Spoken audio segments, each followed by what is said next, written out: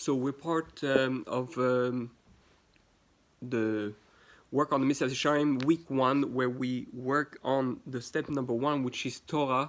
It's also the step of Torah is split in two in the regular Messilas Yesharim, which is the Seder HaPrakim, the one order with the chapters, which has he has a part first for.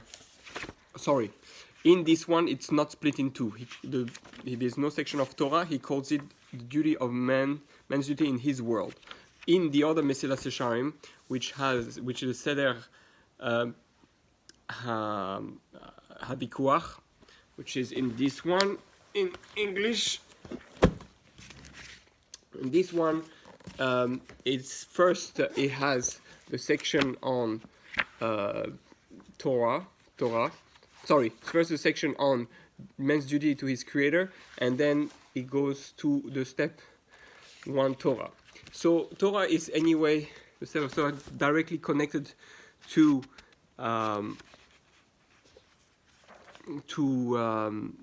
what we're here to do. The reason we learn Torah is to know what we're here to do in this world. And the whole idea is that the Torah helps us know how to fight the Yetzer Hara, and it helps us constantly remind ourselves what is our goal and how to use this world in order to achieve our goal. So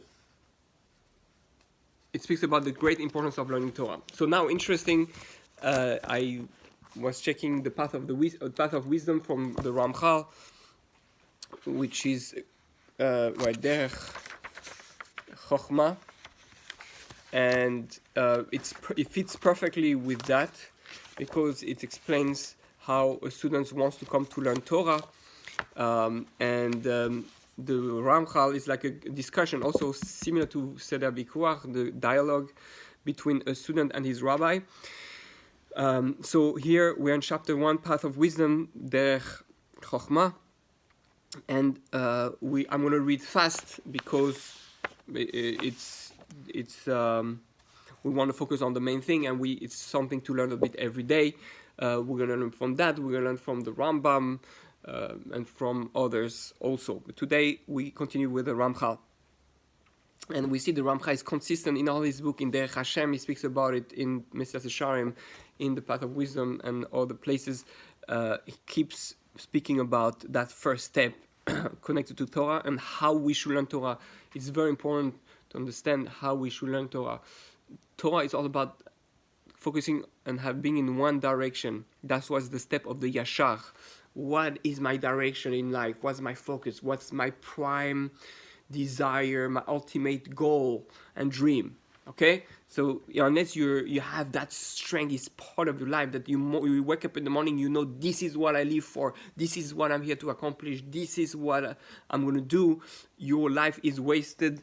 You're losing strength and potential to things that are unnecessary, and this way you can be much more productive. Okay, so the student says like that. The Talmud says, "My rabbi, just as a deer pants after the river beds, so does my soul yearn for understanding and knowledge. My soul is consumed with the flame of passion to know, to understand, and to grow wise.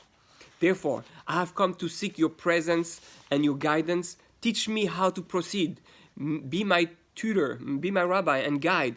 Teach me what wisdom is worthy of being sought and how to go about achieving my goal step by step." So it's perfect for a step of Torah.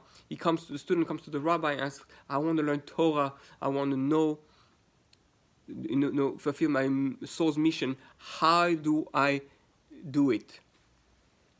The rabbi says like that, "My son, know that no one acts without a cause, and certainly no man performs any act of his own free will unless he is motivated by some desire to achieve a certain goal.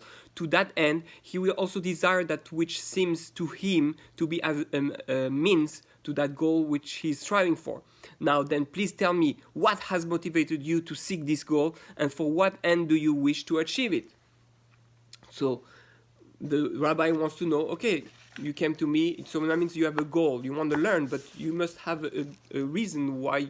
What's your goal? Why you came to me? The student says, indeed, I am motivated by the suffering of my tormented soul, as it strives to analyze the information it receives through my senses and from my imagination. My goal is to achieve peace of mind and to quiet the inner storm because of my doubts and lack of understanding. So the rabbi says, have you any other goal beside this one, either equal to it in importance of or secondary value? So is that the only reason why you come to learn? Because we're asking, I'm come to Rabbi, I want to learn. But the rabbi needs to know why you want to learn, because then there's a good way and negative way to learn, like we're going to know. Student.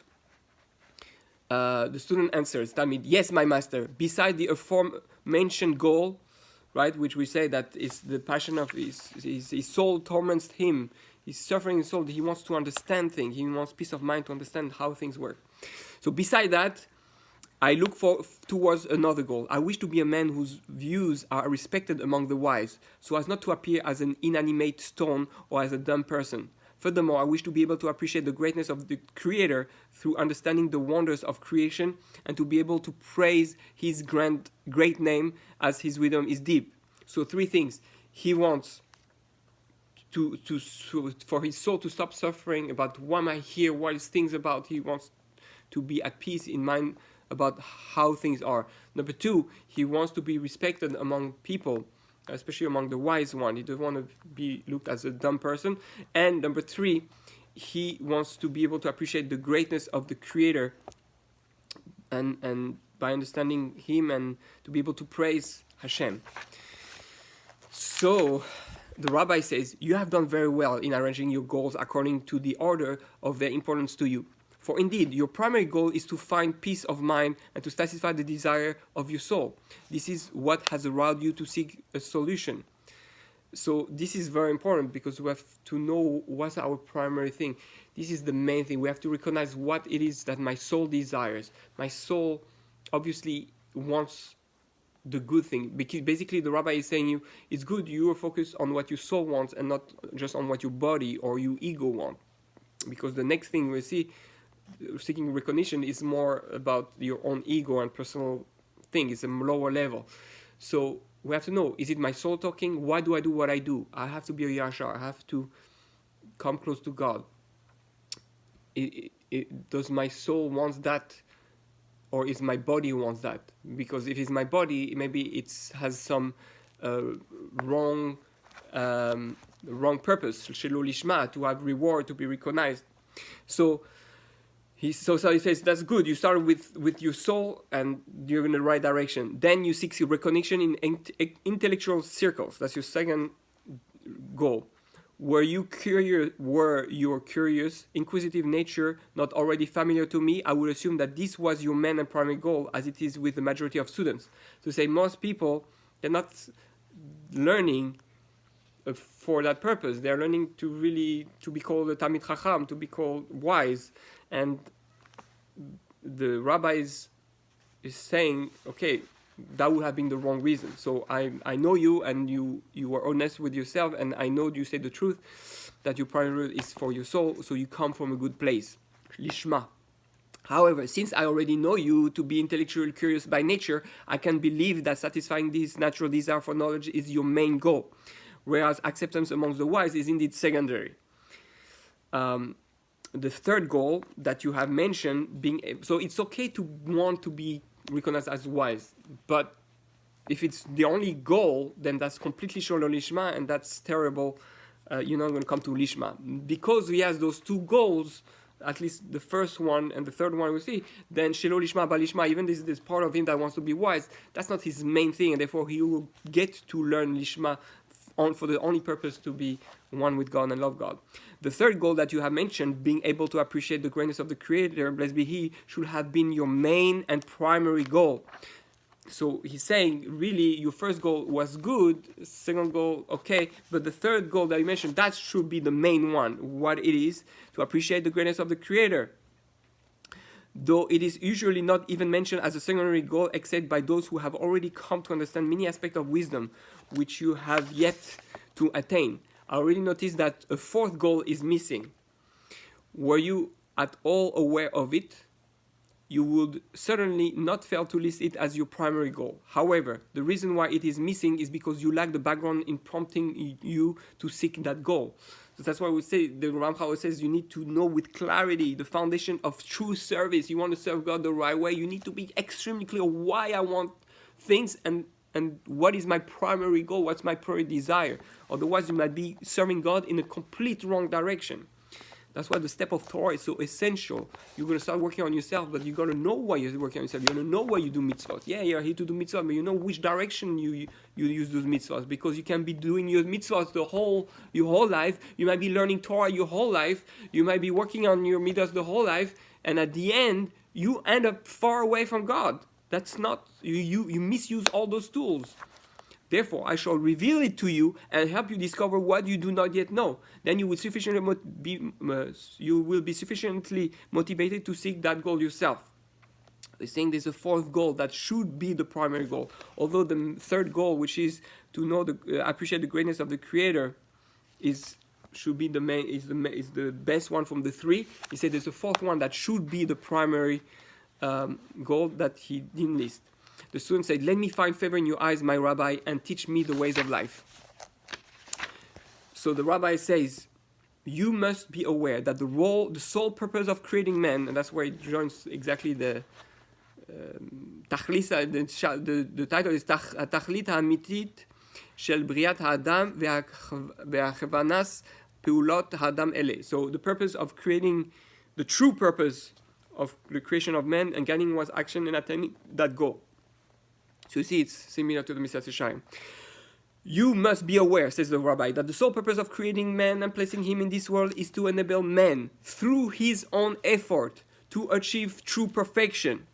This means coming as close to God as possible, clinging to him as much as one can. Is this point clear or not? Okay, so that's the main reason why you do everything. That's going to be when you say before every action, Leshem Yichud Kudsha B'Richu, I do it in order to achieve perfection through my own effort. To be as close as possible to God and to be attached to Him as much as I can. Okay, that's what we're here for. The student says, it is definitely clear to me, as verified by the Chachamim in the text through rabbinical tradition as well as through logical proofs. The rabbi says, if this is clear to you, you will not doubt the following corollary. That is, since the main purpose of man's existence in this world is for the above stated goal, it is only befitting that he direct all his activities in attaining this goal. And therefore, in addition, everything you do is for that purpose. In addition, he will refrain from those activities which interfere or turn him away from that end. For any activity of man which deviates from that purpose is considered interference of that divine will. So you have to ask before anything you do, is this going to bring me close to God? Is going to help me work on perfecting myself so I can attach myself to Him? If not, then don't do it. It is sufficient to know that anything which goes against His will should be avoided. Consider further, and you will realize that that since only the absolute perfection is the true good, the activity that deviates from this denotes a deviation from the good. Therefore, it must be bad, or in the very least extra and insignificant. That which is void of all significance will certainly be avoided by the intelligent person. So let's say someone decides to play some video game or watch a movie. Do I need this to be close to God? Is it going to help me my purpose?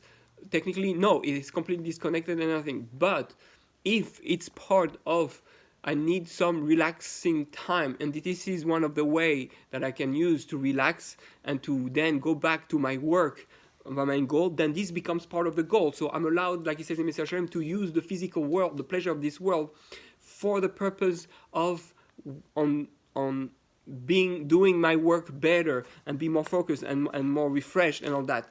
But obviously, one have to be careful. There's a difference between watching one movie and 10 movies. Playing one video game for a half hour for 3-4 hours, then it becomes extra insignificant. But if it's the right amount, then this video game or this movie, kosher movie, becomes part of your avodat Hashem, and it becomes a mitzvah also. But one has to calculate with his rabbi how much he needs. One has to be honest with oneself.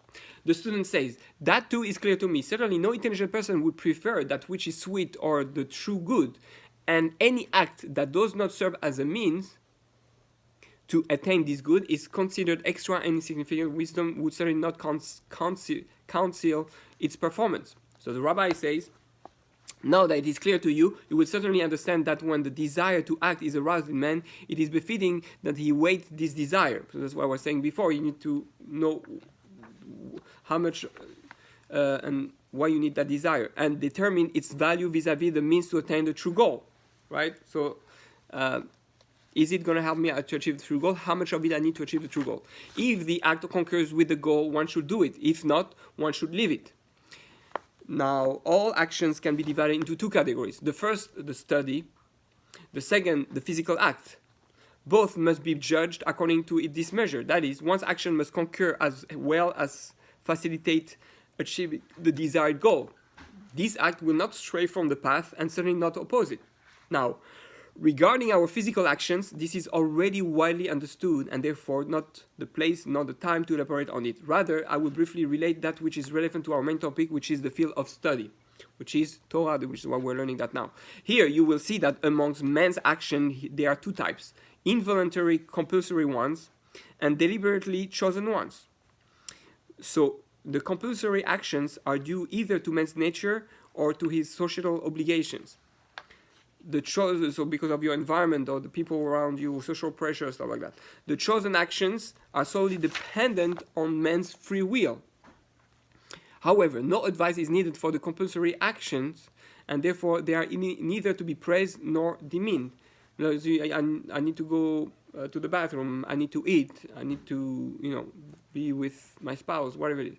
Yet certain actions may have both voluntary and involuntary components, as when the action itself is involuntary or necessitated, but the way it is performed is completely or partially voluntary. Now, as we have stated above, that which is compulsory needs no advice, since only with a voluntary action can there be a free choice.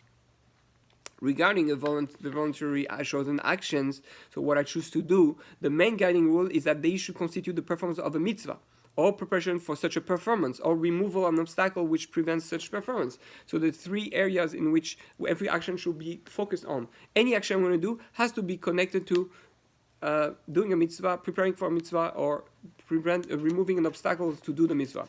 Which, in addition, in terms of thinking, there's things that are involuntary, that comes naturally, and I have to decide if they're good or bad. If it comes involuntary, then it's not your fault. You just have to decide if it's good or not, I should follow it or not. And if it's voluntary, then that's your free choice, your free will. That's what you're responsible for. In addition to the above conditions, the act must not negate or transgress any of the laws of the Torah or its ethics in any way. Not in the act's essence, nor in any factor related to its performance. So that's very interesting. The act's essence, the Torah idea, can I play basketball on Shabbat? Yeah, technically there's no problem. You can play basketball on Shabbat. According to Halakha, there's no problem. Oh, but is it the act's essence? Is that basketball playing going to connect me to God and to the essence of Shabbat? No. So therefore, that's why it's part of the law that we should not play basketball on Shabbat. Okay, there's always exceptions for kids, but basically it's understanding the essence of the act. It's not just the action. We have to think, why is the true, why do I do it? What pushes me to do it? And why is it needed? And how is it connected to the mitzvah? The mitzvah has to be understood in its essence too. And if the action does not relate to the performance of the mitzvah, or if it conflicts with the laws of the Torah, the act should not be executed. For example, a work or pleasure trip may be preparation for one's service of God. You go meditate a little bit in the morning before you pray. This is in the event that such an act serves to expand one's mind, enabling one to learn Torah better. So yeah, I'm spend more, a little thing, and now I'm ready to learn after it bodedut. But if the trip, by its very nature, is forbidden, so I go in places that you can see things that are not good, or it's a trip on Shabbat beyond the Trum, or if it takes too long, or if it's amongst improper company and such like, then it is included among those actions that should not be performed. Now, the guidelines for study follow exactly the same rules as the guidelines for actions. Since all men's affairs in this world lead to the same goal, all of his studies should lead to its attainment as well, and the level to which he reaches will in turn be his success. So it's true of everything. We should always know, I'm going to work. Why? Why to get close to God? Okay, is my work going to bring me close to God? No, change work. Or once you're at work, should I speak to my colleagues or not? It doesn't matter. Speaking to my colleague can help me have a good time at work and come close to God. Yes, great. No, if not, then you have to not stop speaking to your colleagues. Again, everything has to be, you have to always ask. These two things in life, bring you close to God or not bring you close to God. Every action is going to bring you there or there. Going close to God, it's good. Bring you away from God or not bring you anywhere, it's bad. And therefore, if you do all that, am I eating now? Is it going to be close to God? No, because I'm not really hungry. Therefore, it's bad, so I don't do it. Should I go on a trip now? Should I go work now? Should I study now? Should I spend more time with my family now? Should I, again, have more entertainment now? Okay, and we have to calculate everything. It seems overwhelming, but really we are thinking all the time anyway. And you can make everything meaningful. Right? So you try to make everything meaningful. Ask, why am I doing what I'm doing? Is it bringing me closer to the goal? If you do that every second, then you will be a Yashar and straight to God. Yashar, it means, comes from Israel. Israel comes from Yashar. You become Israel, straight to God. The student says, you have enlightened me with the purity of your counsel, Rabbi, and you have taught me what I had not understood before. Now teach me the details as you did the general principles, and teach me how to judge the various fields of study with true judgment according to these guidelines. Okay, a little bit more and then we stop. First, I must point out to you one more true principle. Just as with one's actions, one's intention are very important and define the action itself. One's intentions as well as one's actions must be pure and worthy. So too, the proper intention is necessary regarding one's studies.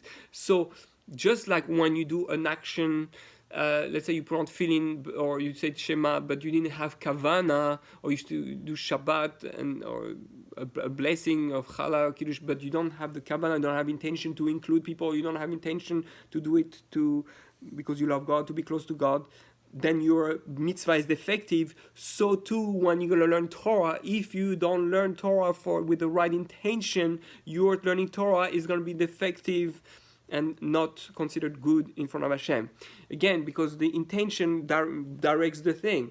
So it can be direct towards getting away, can bring you in a direction that doesn't bring you close to God, can bring you in a direction that brings you close to God. So you have to ask, even when learning. There are two necessary conditions in qualifying one's studies as a means to attain the above stated goal: the type of study and the intention behind it. So two things in order to be clear on my clear goal in when I study: the type of study and the intention behind it. Meaning, the subject of study must lead to one's goal. One's intention must complement this. Meaning that I have to study something that I know is I'm gonna use it, and my intention is part of that I'm gonna do that to get closer to God, to work on myself through my own effort to reach that level where I can understand God better and sense His greatness and be attached and intimate with God. That's why I do the mitzvah. That's why falling on the study now. That's why my goal of study, I'm studying to achieve that. And my intention when I learn is to use it for that. However, if one's intention is merely to satisfy one's personal satisfaction, which is Torah shelo lishma, as mentioned before, even if the subject of study is of the most respect and importance, its significance will dull, and its elevated status will be lowered. So you learn the Gemara, or you learn the Chumash, or you learn the Zohar, or you learn whatever it is that you learn, but you do it because you're just curious and you want to be intellectually stimulated and so you want to be wise, all that. If that's your intention, then the significance of your learning is going to become dull. It's going to become like the study of any other science, like you learn mathematics or you learn science, or you learn things. And the elevated status is lower. The Ramchal says in Derech Hashem, that study becomes like the other studies. Secular, so it is no kedusha in it. Its study has turned into the quest for the sweet and pleasurable rather than the true and absolute good, meaning that it becomes selfish. You learn just for yourself. You don't learn for the other, for God, for the world to become better, to perfect yourself, to come close to God, for the love of God. So it's not lishma. Even though it may be essentially good, one's desire for it is not on account of its goodness, but because of the pleasure it affords. You focus on the pleasure it gives you. You're not focusing on the goal, because it's good to be wise, because it helps you be close to Hashem, but you're feeling the pleasure of being wise, and that's a selfish pleasure. Is focused on you, not on the goal. So therefore it distracts you from the goal. Thus, one must first verify that one's intention is directed towards achieving the true goal. Then one must examine whether the field of study itself is a proper one. If it leads to the desired goal, it truly should be pursued. If not, it should be abandoned. And the students say, all your words are just, there is no room in my heart for doubt. Right. So again, right, this is we read half of the book already, which is good, and we shall continue tomorrow and hopefully try to finish. I don't know if we finish everything, but get to the main thing. And God willing, so the best thing to do when before learning or doing any action is to have a Leshem Yichud and have those 4 goals stated.